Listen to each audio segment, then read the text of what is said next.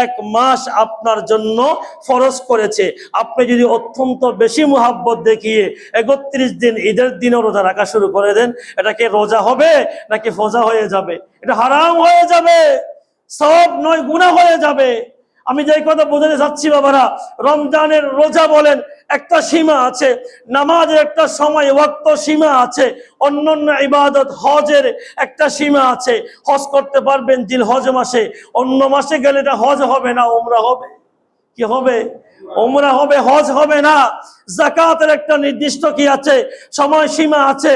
কিন্তু আমার আল্লাহ এমন একটা ইবাদত আমাদের জন্য দিয়েছেন, ওই ইবাদতের কোনো সময় নাই, কোনো টাইম নাই, কোনো ওয়াক্ত নাই, সকাল নাই, বিকাল নাই, দুপুর নাই, রাত নাই, দাঁড়িয়ে নাই, শোয়া নাই, বসা নাই, সর্ব অবস্থায় পবিত্র অবস্থায় একটা কাজ করা যায়, ওটা হলো আমার আল্লাহর জিকির। সুবহানাল্লাহ বলে। কার জিকির? নাকি সকালে করা যাবে, দুপুরে করা যাবে না? কোন হুজুরে আজ পর্যন্ত বলছে নাকি? হ্যাঁ, এখন জিকিরের নামে তো অনেক কিছু আছে। এখন তো জিকিরের নামে অনেক কিছু বের হয়ে গেছে। জিকিরের নামে এদিকে যাচ্ছি না আর কি। জিকিরটা এমন করতে হবে যত নম্র, যত ভদ্র, যত সভ্যতা, মুহাব্বত, ভালোবাসা আছে সব কিছু বিলীন করে দিয়ে আপনি আল্লাহর জিকির করবেন। আমার কিতাবের মধ্যে পাওয়া যায়, কিতাবের মধ্যে পাওয়া যায় একেবারে আফজলুজ জিকিরি লা ইলাহা ইল্লাল্লাহ।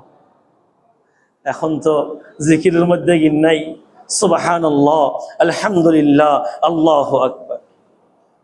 এসো আল্লাহ আল্লাহ।